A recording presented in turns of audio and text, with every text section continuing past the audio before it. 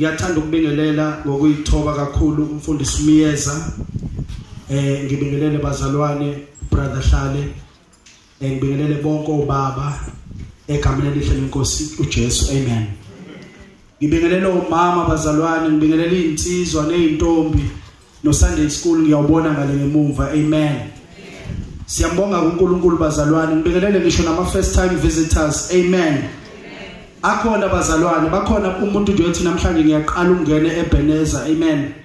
Ake ngisibone izandla bazalwane, siyanamukela. Amen. Hallelujah. Ungasabi. Amen. Akekho bazalwane. Oh shaya izandla awu Nkosi yami.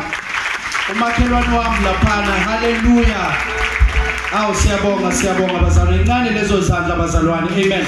Ake samukele, asimamkeleni bazalwane. Hallelujah. Siyabonga bazalwane, siyakuthanda kakhulu. Engathi na next week ungaphinda ubuye futhi. Amen. Uma uthanda ukuthi leli khaya ulenze lakho uvumelekile. Amen. Hallelujah. Akujoyinwa ngamali bazalwane. Hallelujah. Siyambonga uJesu bazalwane ngoba ukuba ibandla ngempela. Amen. Akulona elika Jesu. Khona abanye nje uyabona imambana lezi. Amen. Ezinye wabona ngabe kujoyinwa ngemali ngempela. Hallelujah. So siyambonga uNkulunkulu kakhulu bazalwane for umusa wakhe. Nami ngiyathanda ukubonga omngaphambili bazalwane uSimphiwe uKhumalo Sibongo umntwana kaNkulunkulu. Amen. Ngiyambonga kakhulu uNkulunkulu Bishop bazalwane esangicelile nje ukuthi ucela ukuthi ngikhonze ibandla. Amen. Ngeke ngazama ke bazalwane ukuthi hayi Bishop ngathi ngishona ngala nangala wathi hayi baba. Amen. Hallelujah. Fanele baba i-altar baba fanele ku welcome yamaze ku Bishop bayise izinto bazalwane sekhuluma izinto ekamoya. Amen. Ya baba fanele i-altar ku welcome baba ayingabona ayikho iyenze njani. Amen. So ngiyabonga kuNkulunkulu bazalwane. Ngithanda ukubonga kakhulu abazalwane nje bazalwane uthando engilitholile. Amen. Hallelujah. Ngiyabonga kakhulu bazalwane. Uthando olukhona ebandleni liyamangalisa bazalwane. Amen. Hallelujah. So anginayo ingcindezi ngisekhaya. Amen. Akho ingcindezi bazalwane. Amen. Hallelujah. Asivule incwadi kaJoshua bazalwane. Praise God. Amen. Maningi amavesi siwafunda. Kade ngibuza uNkulunkulu ngithi Nkosi, njengoba uBishop esangicelile ukuthi ngikhonze ibandla. Moya ngcwele yini ekufanele ngempela ngiyikhulume. Amen. Umoya ngcwele wayese ekhuluma enhlizweni yami ukuthi kukhona into uBishop ayikhulumile bazalwane. Amen. Wathi unyaka ka2019. Amen. Unyaka weabundance. Amen. Asishaya izandla bazalwane. Zilungiseleni. Amen. Zilungiseleleni lento engifuna ukuyenza. Amen. Zilungiseleni le abundance. Amen. Hallelujah. Ekhulunywe ngayo. Amen. So namhlanje bazalwane angizuba mude. Amen. Ubangcwele nje ubekile enhlizweni yami namhlanje ngifuna ukufundisa nje bazalwane. Amen. Kubeke lokho ukuthi angifundise. Amen. So unga expect ukuthi mhlawumbe uzongibona sengijika lapha. Amen. Zolonke ngimlanje. Amen.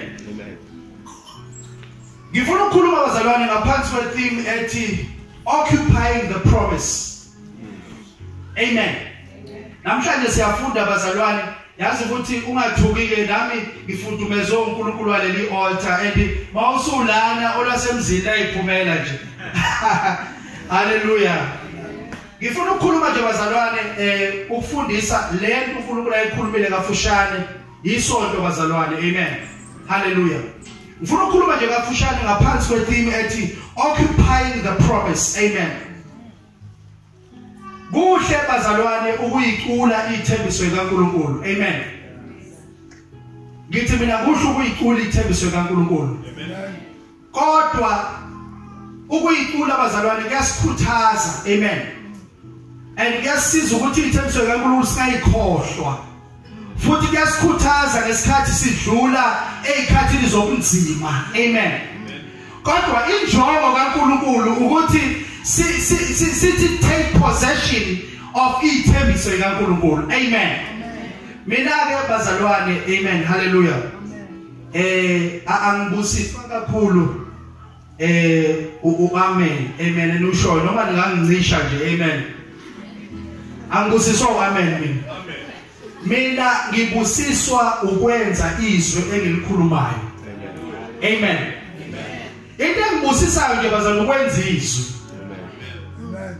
ngoba ngiyibonile lento yokuthi yabona bubuhlale angiyena lo mzalwane lo othi uNkulunkulu ekhuluma naye athi uthola imessage angilona lolo hlobo mina ngulo muntu ofuna ukwenza izwi amen uNkulunkulu ekhuluma bese ngiyajabulisa ukuthi lento engiyikhuluma ngiyenza amen ngoba mawulenza bazalwane lizothela ayizothela mawutshala nje empilweni yakho amen so ikhona ke lengozi bazalwane yokulishumayela kodwa ungalenzi bese ujajuliswa abantu nje beshawu amen mawukhuluma uphume wena ungaphethe lutho ngoba izwi laNkulunkulu lifuna ukuthi ulitshale empilweni yakho lifuna ukuthi uli-apply izwi laNkulunkulu amen ukuze likwazi ukuthela ithelo amen so ngiyabonga uNkulunkulu kakhulu so ilokho bazalwane ngifuna ukukhuluma nje ngaphansi kwetheme ethi occupying the promise le theme bazalwane umoya ongcwele uyibekile nesizathu sokuthi kulesi sikhathi esikusona njengebandla amen ubishop kade lo ngumuzwa ekhuluma kulesi sikhathi esikusona njengebandla amen sisesikhathini la bazalwane uNkulunkulu amen efuna ukwenza izinto ezinkulu empilweni yethu amen kunesithembiso bazalwane esikhona phezulu kwebandla isithembiso sempilo ephiphimayo amen manje kubalulekile ukuthi uMngcwele kubalulekile ukuthi sizilungiselele ukuze sikwazi ukwamukela lokhu uNkulunkulu akwenzayo yazi mfunde enye into ukuthi kuyenzeka ukuthola isithembiso kodwa ungasamukeli no bazalwane it's possible ukuthola isithembiso enkosini kodwa ungasamukeli abantwana bakaIsrael bathola isithembiso sokuthi uNkulunkulu uzobakhipha ezweni laseGibhithe abafaka ezweni eliphuma uju nobisi kodwa bazalwane abakwazanga ukwamukela leso sithembiso amen so uthi uMngcwele ezifuna lesi sithembiso esikhona for 2019 abantu abazilungiselele amen ukuze bakwazi ukwamukela because uNkulunkulu bazana akafuni isimiso isizini amen we cannot miss a season bazalwane we cannot miss a season amen so ngifuna ukuqala nje bazalwane umyalezo wami namhlanje uzohlukana kabili okokuqala sizokhuluma ngifuna ukukhuluma akasifundisi bazalwane Joshua 13 amen cela ungifundele this is our key verse namhlanje amen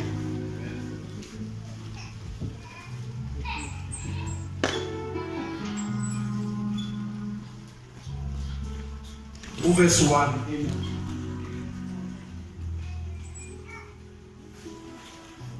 Joshua 1 verse 13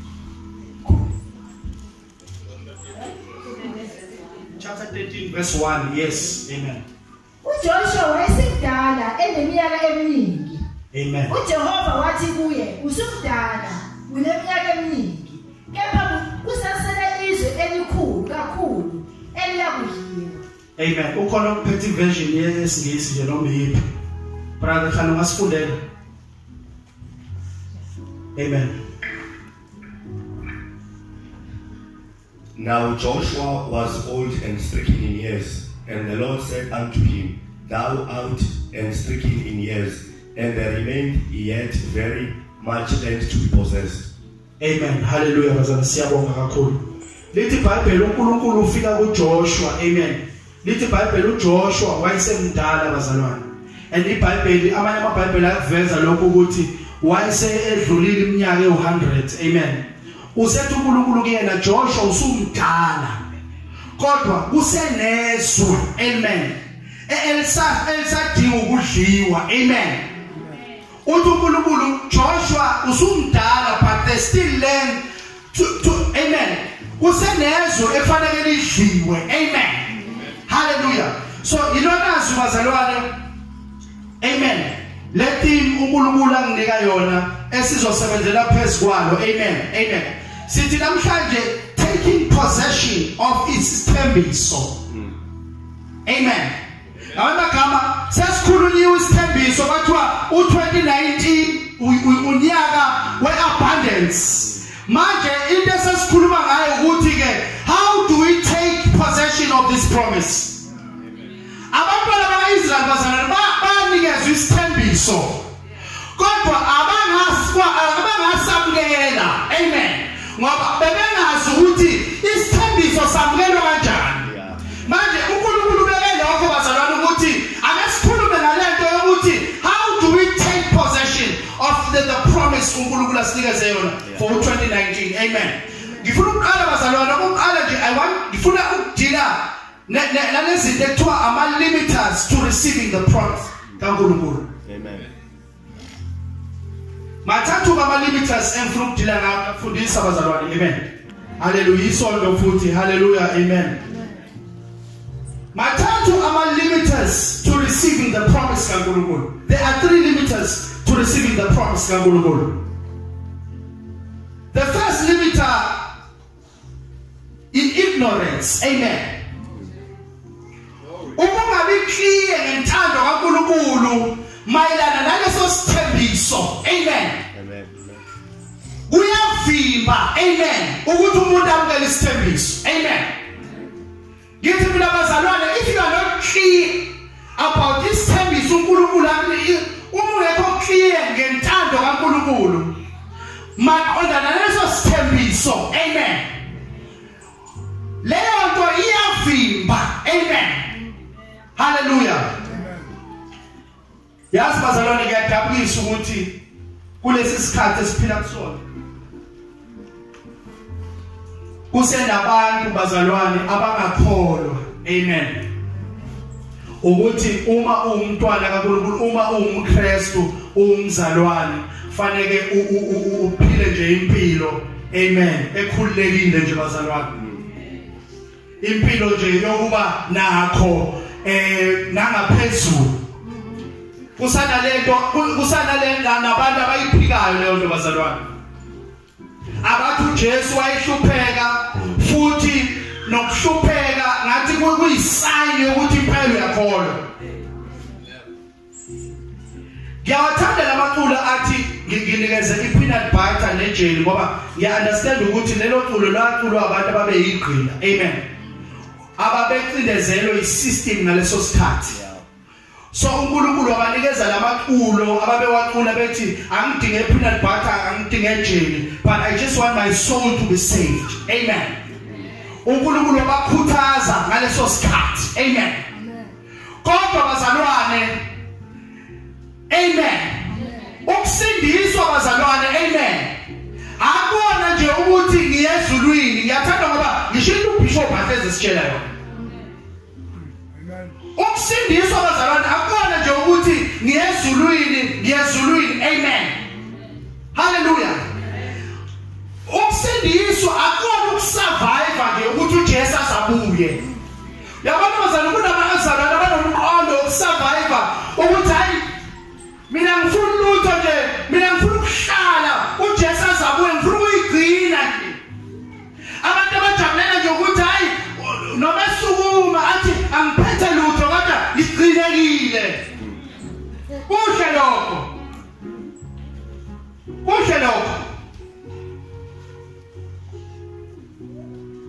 Ukukholwa bazalwane, ukusindiswa akona ukusurvive nje until uJesu azabuye. Kodwa lithi izwi kaNkulunkulu occupy until I come. Ngamanye amagama take possession of izinto uNkulunkulu akunikeze zona. bazalwane yazi asule lento yabantu abathi uSathane yabona kudala sisafunda lapha esikoleni amen ngangakasindiswa ngisho ukusindiswa kusangena lento yama devil worshippers kuthiwa igolide nje umuntu egqoka iqwebe nje uSathane kuthiwa igolide lika Sathane yabona nje impilo yobukhazikhazi ngoba uSathane bazalwane uyakwazi ukuthumba ingqondo zabantu uyazi indaba because uSathane ufuna lento uSathane bazalwane kubalulekile ukuthi uNkulunkulu lemnikeza izinto uyithathe zonke ngoba lokho kushiyayo uzokuthatha yena abesekusebenzisa against you and even to steal nalokho ononakho yabona lezi zinto esingakhuluma ngazo bazalwane uSathane usebenzisa zona ukuhlasela ibandla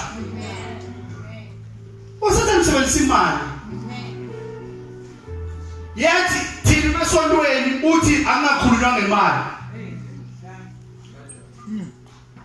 mawufunda lelizwi bazalwane lele silifundile la lika Joshua amen uNkulunkulu ukhuluma noJoshua by this time lithi iBhayibheli bese bevele bekhona ezweni amen sebelidlile izwe but kunendawo abayiyekayo bahlala bafika baneliseka amen usethi uNkulunkulu hayi ngoJoshua amen uzumdala but kusenendawo efanele uyithathe amen manje laba bajabuliswa yilokho abanakho amen bajabuliswa ukuthi bafikile ezweni kodwa kunezwe abangalithathile manje uNkulunkulu ubona ingozi ukuthi lokho abakushiyile izitha zabo izokuthatha ebese isebenzisa kona ukudestroya amen ukuhlasela bona nangempela bazalwane uNkulunkulu ukhuluma noJoshua babona ugwadulo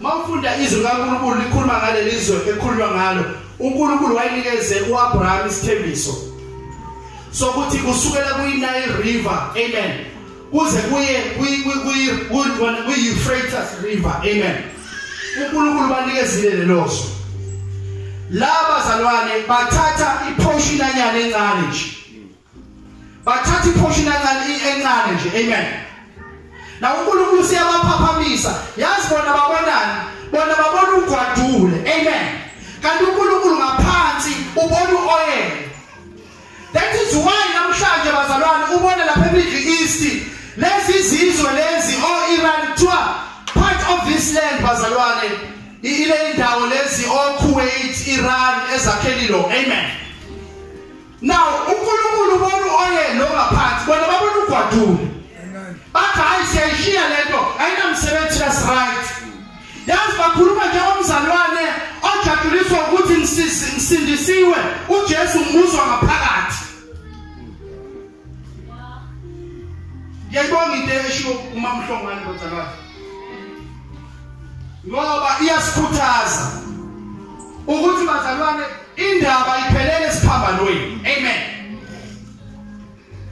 ukuthi ngisindisiwe uJesu ngiyamuzwa ngaphakathi amen akupheleli lapho amen Amen. kusenesithembiso amen hallelujah so nabazalwane bathatha le portion encane baneliseka bazalwane amen izitha zabo zayithatha le ndawo zathatha khona zadonsa uoyela namhlanje bekusho bazalwane ukuthi ignorance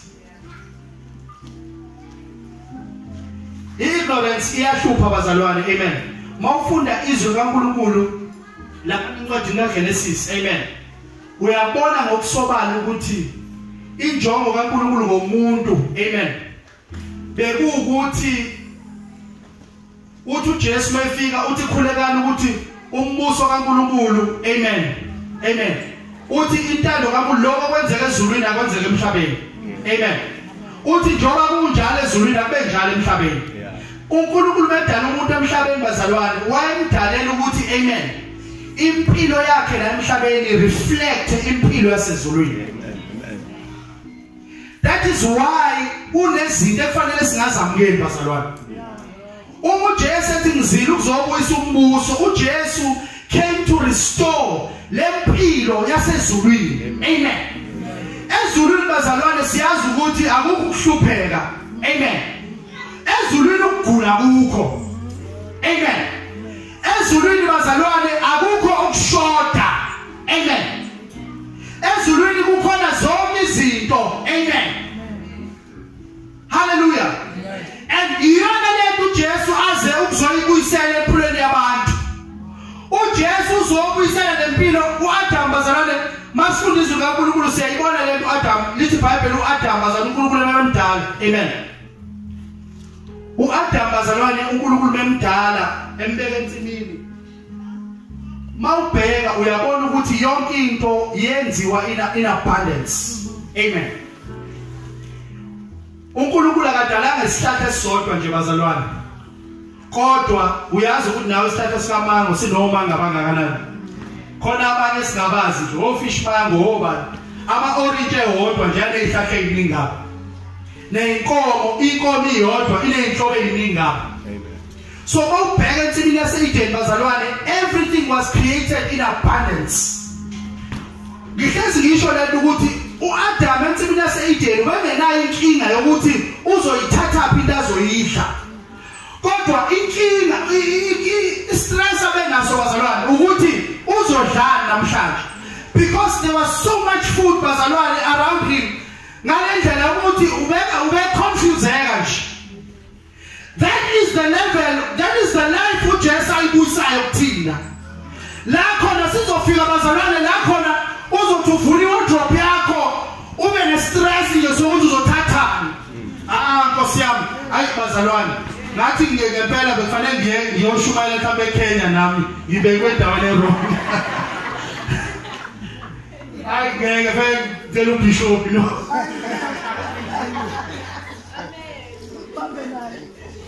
Nathi bazalwane ngeke ngibeke endaweni e-wrong. uNkulunkulu usibuyisela kule ndawo bazalwane la khona Nkosi yami, yazi abelungu bazalwane Nkosi yami, kunosomabhizinisi abamhlophe abayiphilayo lempilo. Umuntu osehamba amazwe akasazi ukuthi uzoyaphi.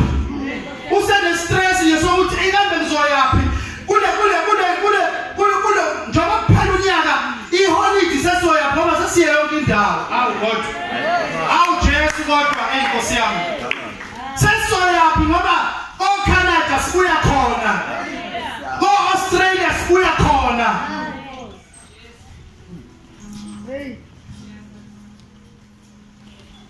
Kubalulekile bazalwane ukuthi sazi ukuthi uma kukhuluma nge-abundance uyinthando kaNkulunkulu ukuthi siphile impilo echichimayo. Futhi uJesu uzobuyisela lempilo elahlekelwe uAdam ngenxa yesono. Lempilo bazalwane lithi iBhayibheli lokhu umbuso kaNkulunkulu awufike, intando kaNkulunkulu lenziwe ezulwini ayenziwe la emhlabeni. And uyishilo lento uNkulunkulu bazalwane ekhuluma abantwana bakwa-Israyeli. Amen. Mawufunda incwadi kaDuteronomy. Amen. Uthi uNkulunkulu abantwana bakwa-Israyeli uthi manililalele nokulalela izwi lami. Uthi iy'nsuku zenu ziyoba njengey'nsuku zezulu emhlabeni. Ngamanye amagama nizophila engathi nisezulwini emhlabeni. Nizophila impilo yasezulwini nisemhlabeni. Ngamanye amagama wena uzophila impilo engena-stress. Akuyona injongo kaNkulunkulu bazalwane ukuthi umzalwana warisheke. Impilo esezulwini kumele siyiqale la bazalwane. Lithi iBhayibheli ezulwini kune-joy. There is joy ezulwini. Impilo yomzalwane kufanele igcwale ijoy ngaso sonke isikhathi. Not because kukhona into oyizwayo ngaphakathi, but because kwesinye isikhathi uyayinqumela nje ukuthi ngizojabula. Mina ngisho izinto zibheke phansi. Wenza isinqumo nje sokuthi mina ngizojabula. Uthi uDavide, amen. Uthi uDavide, hallelujah. Uthi bless my soul, amen. Uthi uDavide bazalwane. Ngaso sonke isikhathi, amen. Mina ngizojabula enkosini. Ngamagama noma kuthiwa ngidlula kiphi isizwe enhliziyweni. Amen. Uthi I will bless my soul at all times, and his praise shall continually be on my mouth always. Ngabamagama noma ngidlule esimoyeni esibi, but ngiyohlezi ngidumisa uNkulunkulu. Why ngoba because ngiyazi ukuthi iyona mpilo engabelwe yona le emhlabeni. Sabelwe bazalwane ukuphila impilo yasezulwini emhlabeni. Ungalinde uze ufike ezulwini before uphile lempilo. Jabula emhlabeni. Amen. Kunomhlabeni sasuhlabelela bazalwane othi ngithanda ukuqala la. Ngibonga igama lakhe. Ayinkosi yami. Hallelujah. Asikhuleke bazalwane. A negative mindset is a limiter. A limiter is me. Sikhuluma ngezinto ezivimbela ukuthi samukele isibusiso. Amen. The promise of abundance. Izinto ezivimbela. Amen. Ukuthi abantu bamukele isithembiso. Amen. SikaNkulunkulu. Amen. A negative mindset is a limiter. Amen. Yazi konke engiyifundile bazalwane. Ukuthi yazi ukuthi okay asifundele izwi bazalwane, asifundele. Ngizokusho lokho. Ngicela sifunde uProverbs 23. Amen. Proverbs 23. Lapha phezulu for ababhalayo ilela verse le ignorance. It's Proverbs 21. It's Proverbs 29. Amen. La ungekho umbono abantu bayadlubulula. Amen. Praise the Lord. Sikhuluma nge-negative mindset bazalwane as a limiter. Amen. To receiving the promise kaNkulunkulu. Amen. Proverbs 23. Amen. Tell ungifundele. Lapho ujeze kuje verse 1. Verse 1 now. No, sorry ma. Who said verse 7? Amen. Okay. Sorry. Ngokuba njengozicabangelayo ukuthi kuwe yidla uphuze, kepha inhliziyo yakho ayikho kuwe. Hallelujah. Image ma. Proverbs 23 loyo. Verse 7. Okay. Ngicela ungifundela Proverbs 4 verse 23 manje. Amen.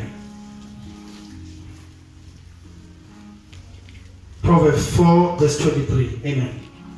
Phezu kwakho konke okugcinayo, gcina inhliziyo yakho, ngokuba kuyilapho kuvela khona ukuphila. Amen. Siyabonga mama. Phezu kwakho konke okugcinayo, gcina inhliziyo yakho, ngoba kukephi ukuthimba bazalwane? Kuyilapho kuvela khona ukuphila. Amen. Ngicela ukufunda enye translation la engiyitholile ngaleli verse bazalwane. Amen. Ama translations awutwenzi wafunda. I-Good News eyoqala bese kuba New Living Translation. Amen. I-Good News ifundeka kanje. Be careful how you think. Your life is shaped by your thoughts. Amen.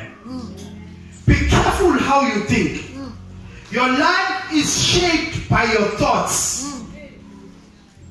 Bese kuthi in New Living Translation yona ithi, guard your heart above all else, for it determines the course of your life. Amen. Guard your heart above all else, for it determines the course of your life. Amen. Yaitandi good news. It is good news. Be careful how you think. Your life is shaped by your thoughts. Amen. Yazi uNkulunkulu utheme ngifundisa lento bazalwane. Ngaqala ngayeka ukukhuluma kabi. Amen. Because iBhayibheli likhuluma ngenhliziyo, likhuluma nge-subconscious mind. Amen. Ingakho i-good news bazalwane ikhuluma ngokuthi be careful how you think. Amen. Elinye ivesi lapha kuProverbs lithi njengalokhu umuntu ecabanga enhlizweni yakhe unjalo. Amen. Hallelujah. Amen. So bazalwane lokhu okuqaba impilo yomuntu, amen, yonke nje i-reflection yalokhu ayikho ngaphakathi. Hallelujah. Yithi mina bazalwane, lokho ayikona impilo yakho nje yonke. It's a reflection of lokhu oyikho ngaphakathi. Ingakho uNkulunkulu bezoshintsha impilo yakho, akadingi ukuthi ahamba ayoshintsha izinto ngaphandle. uNkulunkulu udinga ukuthi ashintshe inhliziyo yakho. Because makushintsha inhliziyo yakho, because inhliziyo bazalwane lithi iBhayibheli iyona eshaper ukuphila komuntu. Yazi ngiyalithanda leli verse bazalwane, lize lithi above all else. Ibalekile lento bazalwane. Ngaphezu kwazo zonke izinto, yabona ukuthi ngaphezu kwazo zonke izinto ayigadi. Wena ugada imali yakho wena. Above all else, gada inhliziyo yakho. Ngamanye amagama, masikhuluma ngenhliziyo sikhuluma ngengqondo yakho. Ungavumeli izinto ezinegative ukuthi zingene engqondweni yakho. Because ukuvumela izinto ezinegative zizoproduce impilo negative empilweni yakho. Hayi bazana kusho mina kushisa. Lithi be careful of how you think. Your life is shaped by your thoughts. Impilo yakho yonke iwumphumela wendlela ocabanga ngayo. Amen. So ingakho uNkulunkulu bazalwane sikhuthaza ukuthi kufanele siguqule indlela esicabanga ngayo ingqondo yethu ngokulondwa izwi lakhe, ngokudla izwi. Hallelujah. Uma ekhuluma noJoshua uthi Joshua le ncwadi yomthetho mayingasuki emlonyeni wakho, wodlinza ngayo imini nobusuku. Wayifanele nje usethi uNkulunkulu ke uma wenze njalo uyophumelela. Amen. Hallelujah. So ilento ngisho bazalwane silapha ngensuku ngelinye ilanga ngithi mina umuntu into engozi kakhulu empilweni yomuntu more than uSathane ingqondo engaguquleki. Uyazi ukuthi bazalwane abantwana bakaIsrael abashawa ngoSathane akabali uSathane lapha into enza abangasitholi isithembiso akakuwena uSathane, but ingqondo engazange iguqulwe. Amen. Ingqondo engazange iguqulwe ingozi udlula uSathane. Uyazi bazalwane basingafunda kahle iBhayibheli uzobona noSathane omsabayo indaba yakhe ayisekho. Mawufunda incwadi yabaseKolose ngasifunda ngesikhathi lithi iBhayibheli uNkulunkulu uJesu wenza uSathane wamenza umbukwane, wabukisa ngaye, wabukisa ngombuso omnyama. Lithi iBhayibheli wabaphuca ikhali. Yabona uSathane ubalekela akanayikhali. Lithi iBhayibheli uSathane waphuca ikhali. Amen. Ake ngitshela omunye umzalwane ngithi mina nginendaba noSathane. Ngisho ngaqhamuka uSathane usabisa kunalama manifestations bazalwane of evil. Uthola ukuthi ikhanda lembuzi, umsila wenyoka, umuntu isimo somuntu. Mina ngisho ngaqhamuka whatever manifestation endlini ngikhona. Ngizomtshela kahle nje ukuthi lalela ke udaba lakho ngiyalazi. Wena ulindwe amalentwaze sikhoko lapha. Ngoba uSathane bazalwane akabafuna abantu abaziqinisa. Ngiyakutshela yazi bangomkhumbuza ukuthi uyapi yosha umsila wakhe akaphuma. Uvela ngiyabuya. Lithi iBhayibheli ezolinga uJesu bazalwane. Wamfika uJesu egwelizwe kaNkulunkulu. uJesu wadonsa izwi waqhawutha izwi. Amen. Lithi iBhayibheli uSathane wabaleka. Lithi iBhayibheli he left him for a season. uSathane uyabaleka uma waziqiniso. Mina nje ngisho lapha endlini ngihlala ngedwa. Bathi uhlala kanjani umbuzo omngaka wedwa usabi yini? Ngithi mina ngisho ngaqhamuka isilwane eseyimpondo ngomtshela kahle ilalela ulindwe amalahle esihogo lapha ngeke nje uzumsabise mina ngeke ngisho amadimoni angafika abazalwane with any manifestation ngoba usathana usebenza ngefear akasenazi ikhaya madoda yazi bazalwane engathi le ndoda besingayibeka obala bazalwane lithi iBhayibheli makhuluma incwadi kaHezekiya mangaphosisi lithi iBhayibheli bayobuza ngosuku le-judgment bathi yona le ndoda lena bazalwane eyibopha abantu emhlabeni yona le ndoda eyihlupha abantu yazi indaba babuza it's because babuka le nto ekhathele kanje ukuthi lo muntu bazalwane uthi uyena ngempela lo Sathane yabo mongabona uSathane umbone njengoba enjalo ungakhululeka ungakholwa kahle ukhululeka because uSathane will never show you ukuthi ubani iBhayibheli ngosuku le-judgment bayobuza bathi ngabe yona ile ndoda lebihlupha amakhono abantu bathuka bathi hayibo le ndoda ekujabulisa kanje yazi ngiyafisa ngelilanga le ndoda sike siyibeke obala ngiyakutshela siyimbula izinto ngoba lithi iBhayibheli akalona ibhubesi kodwa lithi uyabhodla and if you understand ibhubesi bazalwane ibhubesi literrorize iprayer yalo ngomsindo abese ipray ungena amanzi emadolweni uthatha isakwazi ukubaleka bese ikhala amanzi emadolweni uthatha isikhuluma yabona umzana nashintshe uthatha isikhuluma lento eshiwo isitha phezu kwakhe mina ngimtshelile nje ngathi yabona ngisho ngaqhamuka whatever manifestation engangena endlini ngibuka because I've had people bethi babone izinto ngabona isilwane yini angendaba nalokho mina ngizomkhumbuza kathi lalela wena ngiyalazi iqiniso ngawo mina ngiyena umuntu ongakwazi ngizwile la izwi kaNkulunkulu ngawo odlala abantu abangakwazi mina ngazi kahle ukuthi ikhala ayisekho la kuwena mina ngazi kahle ukuthi ayisekho ikhala ingozi baza inevimbela abantu ukuthi bamele ithembiso kaNkulunkulu ungaguquli ingone engaguquliwe bazalwane ingozi yazi ukuthi bazalwane umsebenzi uJesu wenzile wenza ukuthi uSathane angabe saba inkinga kodwa inkinga sekuwena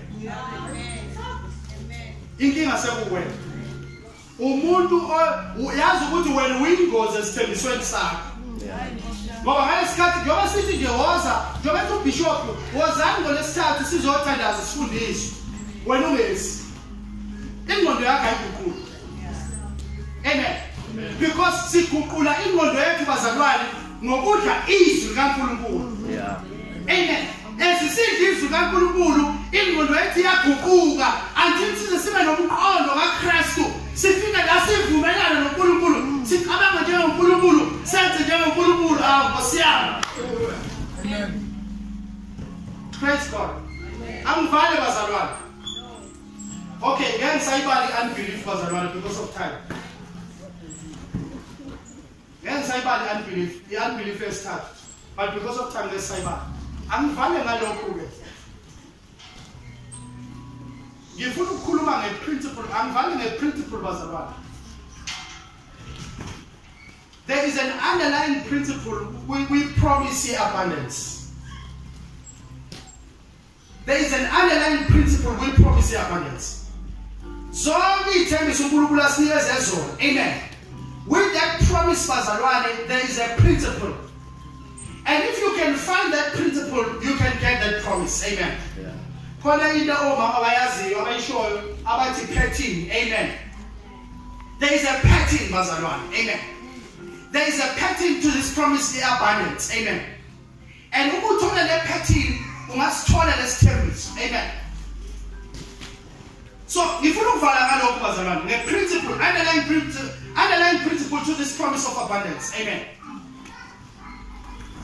Siyazi bazalwane uNkulunkulu wama principles. Amen. uNkulunkulu akahloniphi ubuso bamuntu. kodwa uNkulunkulu lithi iBhayibheli uphakamisile izwi lakhe ngaphezulu kwegama lakhe. Uphakamiseni uNkulunkulu naye uvumile ukuthi abuswe izwi lakhe. Ubusa ngalo. Abemagama ayikho uNkulunkulu angayenza ngaphandle kwethu. Yazi uNkulunkulu athi angitshela ethi yazi ngicabanga ukuthi kuyobe ngijabula abangilahla abantu abangakhona. uNkulunkulu angajabula. Nawe uyabeboshwa izwi lakhe. Amen. Uyobe angajabula. uNkulunkulu uyabelahla abantu uyobuhlungu. Yazi kanti uNkulunkulu embonisa lento ukuthi ngosuku lwe-judgment kuyena kube kubuhlungu bazalwane. Uyacabanga ukulahla umuntu omthandayo. Just because there's a constitution ebophayo nawe. That's why bazalwane kubona abanye abantu uthola ukuthi umuntu uNkulunkulu ngathi umlahlile. Uqala ukuthi uNkulunkulu ngoba uluthando siyabazi nje. Pho lesimo wayengasilungisi. Amen. uNkulunkulu ama principles bazalwane. Amen. There is an underlying principle to the promise of abundance. Amen. And leyo principle bazalwane ukhuluma ngafishane ngayo iprinciple of faith. Mina ngifuna ukuthi lento uNkulunkulu asithembisana njengebandla ayizi ngomsebenzi wakho. Ayizi ngebusiness lakho. Ayizi ngomalume wakho. Lento iza ngoNkulunkulu. Amen. Hallelujah. Asifunde izwi bazalwane. Sengiyafana. Amen. Numbers chapter 11 verse 18.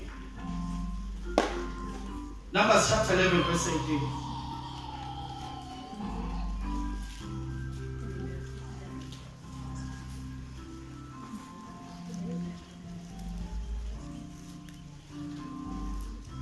Angesi ifunde yonke bazalwane because of time.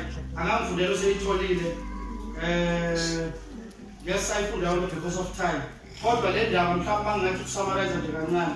Le ndaba bazalwane indaba yabantwana bakwaIsrael ehlane. Lithi izwi likaNkulunkulu bafuna bakhumbula la baphuma khona. Bakhalela inyama. Amen. Bakhalela inyama ehlane. Amen. Asifundeke bazalwane. Amen. Ngisho kubantu ukuthi zingcweliseni olwangakusasa. Niyakudla inyama. Lokhu nikhalile ezindlebeni zikaJehova ngokuthi ngubani oyakusipha inyama ukuba sidle ngokuba kwakukuhle kithi eGibhithe. Ngalokho uJehova uyakunika inyama nizidle. Hallelujah. Na uNkulunkulu bazalwane ukhuluma yazi ukuthi lento uNkulunkulu ayikhulumayo ngathi uyikhuluma la ebandleni. Yazi uBishop ukhulume ngiyazi ukuthi sonke bazalwane sibheka ama bank account yethu, sibheka makuthiwa unyaka weabundance, ubheka isalary yakho, ubheka ibank account yakho. Amen. uNkulunkulu ukhuluma ehlane bazalwane. Basehlane. Uthi uNkulunkulu zingcweliseni. Because ikusasa nizodla inyama. Ayusuku olulodwa. Ayinsuku eziwu2. But for the whole month. Uthi uNkulunkulu ngizoyidla izincike. Ebazalwane. Lithi iBhayibheli indoda kaNkulunkulu uMoses wahambe noNkulunkulu wabona ulwandle livuleka, wabona izimanga, wadideka bazalwane. Wadideka. Usethi uMoses kuNkulunkulu, uNkulunkulu usho ukuthi uzobulela zonke lezi inkomo esinazo la. Ngoba noma ubungayibulala bengeke zanele ukufida laba bantu for the whole month. Amen. Usethi uMoses inkosi even noma bethiwa sikhipha bonke ofishi kwi-Red Sea still bebengeke zabanele. Uthi uNkulunkulu kuMoses uzobona ukuthi you will see whether izwi lami lizofezeka yini. Nkosi yami. Uthi uMoses uzobona, uthi uNkulunkulu uzobona kuMoses ukuthi izwi lami lizofezeka. Lithi iBhayibheli kwabanjalo njengoba uNkulunkulu ayishilo. Siyasazi istory bazalwane. Lithi iBhayibheli kwavele angazi kuthiwa ama-quails noma ibleza inyoni igwaca noma yini bazalwane. Lezi inyoni lithi iBhayibheli kwavele kwesa ifu lenyoni. la vele lehlela etendeni labo. Amen. Hallelujah. In the Bible, for the whole month badla inyama yazi yabaqika yazi yaphuma ngamakhanda. Hallelujah. Ngifuna ukusho bazalwane ukuthi lesi sithembiso uNkulunkulu asinikeze sona njengebandla. Musu ukubheka i-bank account yakho. Amen. Musu ukubheka isalary yakho. Lesi sithembiso uNkulunkulu asinikeze sona bazalwane. Siza ngokukholwa uNkulunkulu. Sizoletha ubani? Sizoletha uNkulunkulu. Ubani ozokwenza bazalwane? Okwethu kwenze njani? Okwethu ukukholwa kuphela. Ungabe usasho ukuthi kuzokwenzeka kanjani. Izwi seliphumile bazalwane. Seliphumile izwi. Sekufanele manje sikholwe ukuthi uNkulunkulu lokho asithembise kona njengebandla kuzokwenzeka, kuzoba njalo. Amen. Hallelujah. Okay, nayi ngizakubhala ngalokho bazalwane. Ngiyaxolisa sengiloko ngithi ngiyabhala ngiyabhala. Ngiyabhala ke manje. Amen. Now uthi uNkulunkulu ke angisho bandleni ukuthi into kufanele yazi into oyidingayo wena kuphela ukuze ubone i-manifestation yalesi sithembiso empilweni yakho ukukholwa kuphela. Musu ukubheka i-bank account yakho. Musu ukubheka ukuthi uhola malini. Amen. Lesi sithembiso silethwa uNkulunkulu. Usethe uNkulunkulu batshela ukuthi there is a prophetic instruction that is coming ebandleni. Amen. It's coming for ibandla and it's also coming for our individuals. Sonke bazalwane. Ingakho kulesi sikhathi kubalekile ukulalela.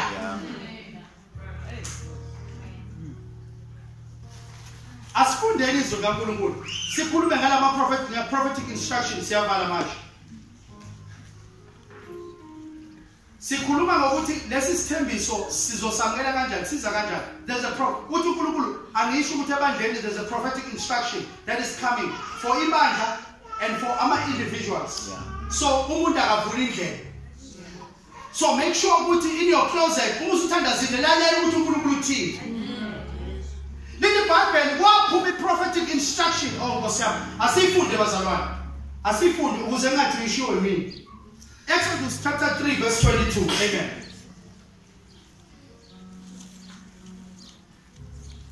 Exodus chapter 3 verse 22. Kepha yilowo wesifazane uyakucela kumakhelwane wakhe nakuye wabhongobele endlini yakhe izinto zesiliva nezinto zegolide nezingubo. Niyakuzifaka kumadodana enu nakumadodakazi enu niphange abaseGibhithe. Nkosi yami. Lithi iBhayibheli bazalwane beseGibhithe yaphuma i-instruction because uNkulunkulu batshela ukuthi there is a prophet. Njengoba sekunalesi sithembiso, there is a prophetic instruction that is coming for ibandla. Angithi bazalwane uBishop uthe isizini yokuthi ibandla lakhe izindlu zamasonto. And sitting imani. Uthi uNkulunkulu there is a prophetic instruction ezayo for ibandla. Ekufanele wonke umuntu ayibambe. And there's also a prophetic instruction ezayo for our individuals. Amen. La lithi iBhayibheli bazalwane beseGibhithe lithi iBhayibheli yaphuma i-instruction. Kwathiwa abesifazane abahambe baye kumakhelwane babo baseGibhithe. Bafike bayahambe bayocela uthe uNkulunkulu sinikezele igolide nesiliva. Uthe yazi yamangaza lethu uNkulunkulu akasebenzisa amadoda ngoba uNkulunkulu akafuna ukuthiwa amandla omuntu. Hayibo phela lengcebo abaphuma la eGibhithe yakhishwa abantu besifazane. Kwaphuma i-instruction kwathiwa bonke abesifazane abahambe baye kumakhelwane babo.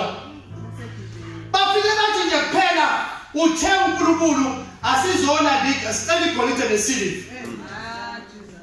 And into the instruction is temporary instruction. Usathi uNkulunkulu and you will plunder, you will spoil the Egyptians. Hey Nkosi yami. Lento yokuthi spoil isho ukuthi basala bengenalutho. Bathi befika bazalwane kwasho uNkulunkulu usehambe phambili. Kwasho ukuthi abalalanga kusuka uNkulunkulu ekhuluma nabo. Bathi befika bathi hawu uNkulunkulu usekhulumile. Sebesaba. Bafika bethi sicela ama bank accounts enu. Kwathiwa siya transfer kwathiwa kwathiwa 100 million. Phaka. Oh, Gabon, why receive my ithathe ma. Ithathe, yes, ithathe. Ithathe, yes. Yes. Usho njalo uNkulunkulu uthi batshela ukuthi there is a prophetic instruction that is coming for you. That is going to manifest this promise bazalwane. Amen.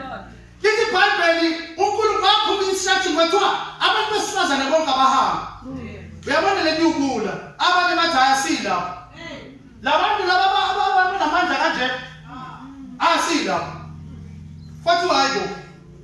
Nithi bazosinika ngempela. Kwathiwa yasenifuna ukufa. Ngoba lukhona lobahlobo bazalwane. Athi uNkulunkulu ekhuluma babe nabo beshumayela ngaphansi.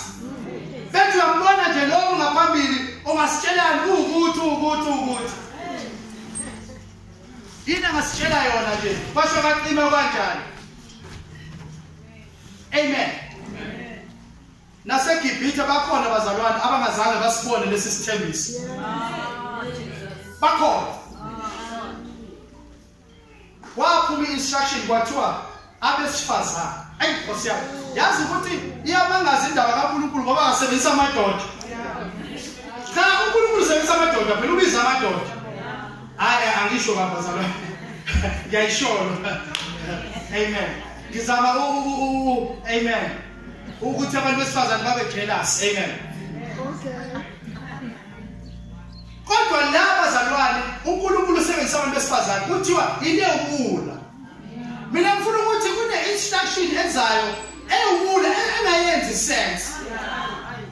Engayenzi sense ukuthi laba bantu ade besiphilazile futhi thina we are going to sizothatha indaba yabo. Bazosinika yonke into ngaphandle kweyikhali. Bazalwane.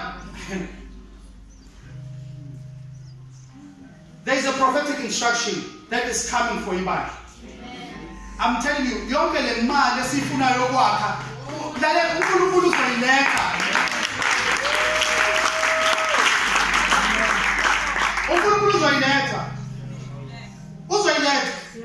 Futhi uNkulunkulu uzokushoka ngoba akazosebenzisa labantu ababhekile laba ethi obvious. Mina ngazi la isomelo faith mission la kade ngikhonza khona. Sithe sithandaza sifuna uku-upgrade isamba. uNkulunkulu wakhuluma nami sisemthandazweni. Wathi simpiwe ngizosebenzisa isamba izothenga umzalo noyedwa. Amen. Ngayikhuluma lento emthandazweni sathandaza. Ngathi ngihlalele bazalwane nje ngelinye ilanga. Kwavele kwangena ikhona. Omunye umzalwane cabanga ipensioner. Ugogo. Kwavele kwangena ikhona ugogo ipensioner bazalwane. Wathi neke uNkulunkulu ukuphi? Siphi ungakuphi? Ngicela umkhwenyana wakwami lana ukuthi angiphelezele. Ngifuna nje siyobheka, akangithi siyothenga isamba. Uthi asabe siyobheka nje ukuthi senza ama quotations, yabona? Sahaba bazalwane, nami nje yabona khona lento ethi eyazi madoda ukuthi ugogo yini kodwa athi kodwa angihloniphe bazalwane. Yabona nje nami ngisayihlalele nje bazalwane. Wathi ugogo hayi siphi ukuphi waza bo. Ngathi angihloniphe bazalwane into engizoyenza. But ayikho into kumina ethi ugogo ngoba ngiyazi ugogo hola malini. Impesheni nje phela. Ngiyazi ugogo hola malini. Uhola impesheni. Now masifika lapha wamjikela ugogo. Wathi simphiwe. Sangena esitolo, sabheka. Wathi uyayibona? Athi mina gogo ngiyayibona kodwa iyadula ngempela fanele sisave. Wathi gogo simphiwe. Ngicela mntanami uthathe yonke isamba oyifunayo.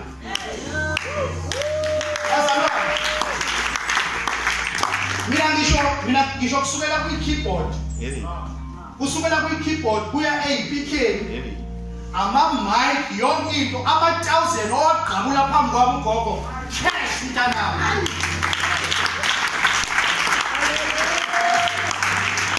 kulowo mzuzu ebandleni kugcwele ama-professionals kugcwele abantu yabona abantu esibonayo ukuthi hayi isound izovela yabona esibonayo ukuthi obvious-ke lapho wathi uNkulunkulu lalela ayizuvela lapho kwaqhamuka isalukazi angisabuza nokuthi kamlongo ibuza ngithi ukhokho ukuthi uyini lotho noma kwenzakaleni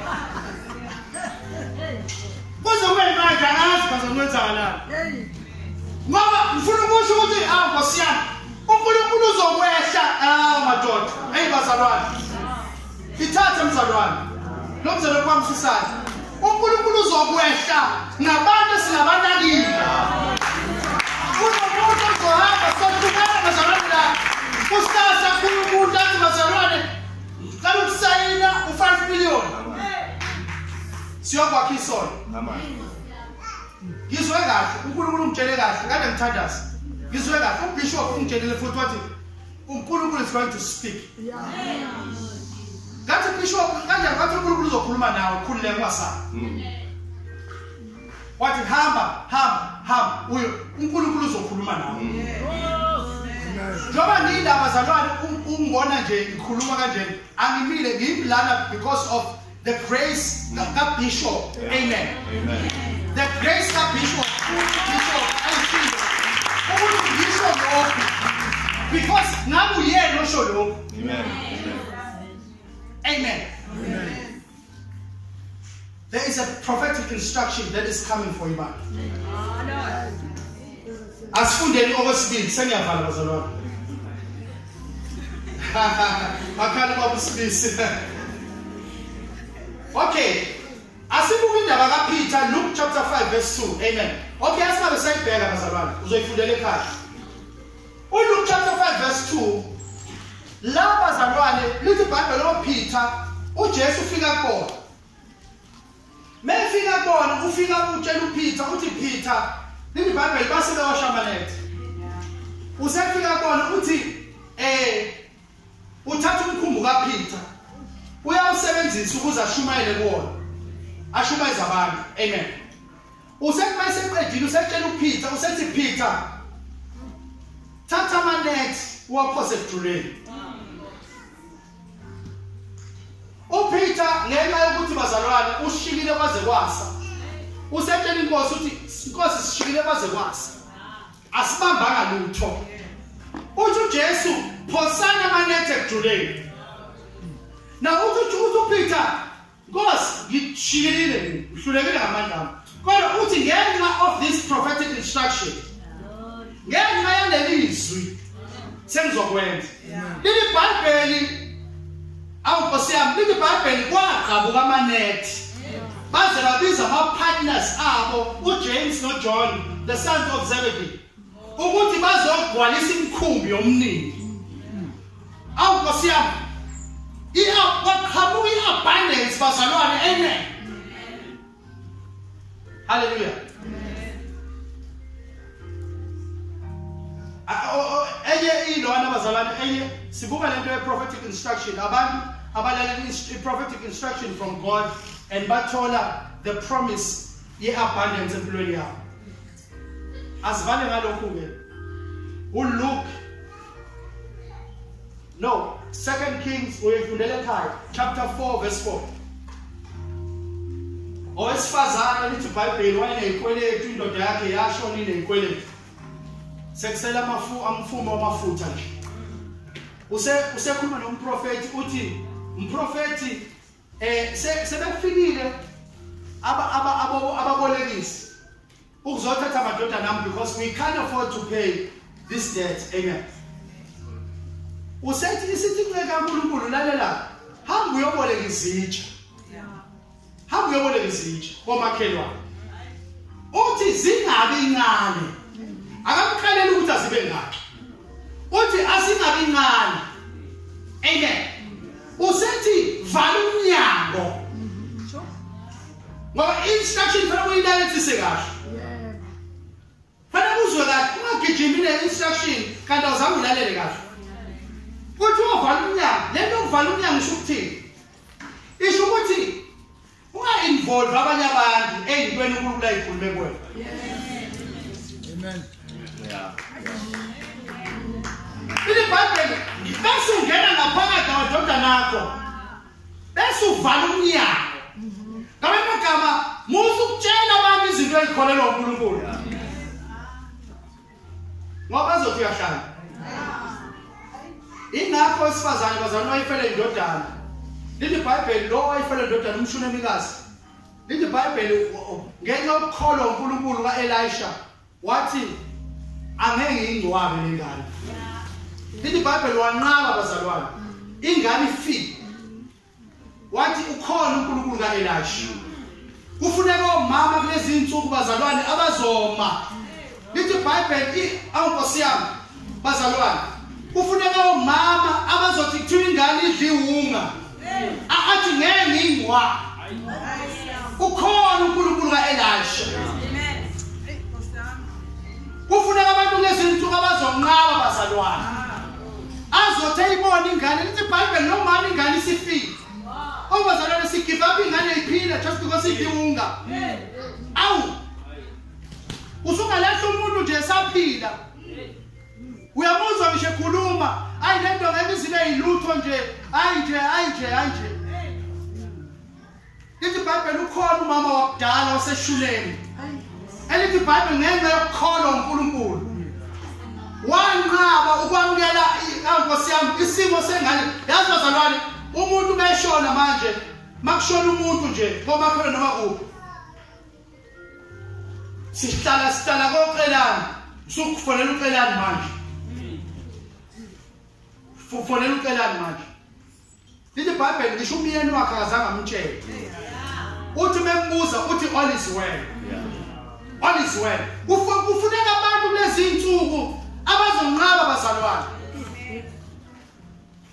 azothi udokotela esemtshelile kwathiwa bazalwane why abantu bagive up bephila just because utshela udokotela ukuthi ukhona into engalapheki usaphila. Bafowethu kahle bafowethu kahle uphi uNkulunkulu bafowethu uphi uNkulunkulu bafowethu uphi ukukholwa. Kufuneka abantu bazalwane athi udokotela esekhulumile athi I won't give up. Ukhona uNkulunkulu kaElisha. I won't give up. Lalela musa ugive up usaphila just because utshelwe udokotela. Utheni uNkulunkulu? No ngiyayizwa le report kadokotela. Utheni uNkulunkulu? Utheni uNkulunkulu? Akasho ukuthi lemvimbo yakhe siphilisiwe. Akasho ukuthi yena ulapha zonke izifo. Akasho ukuthi okungenzeki abantu kuyena kuyenzeka.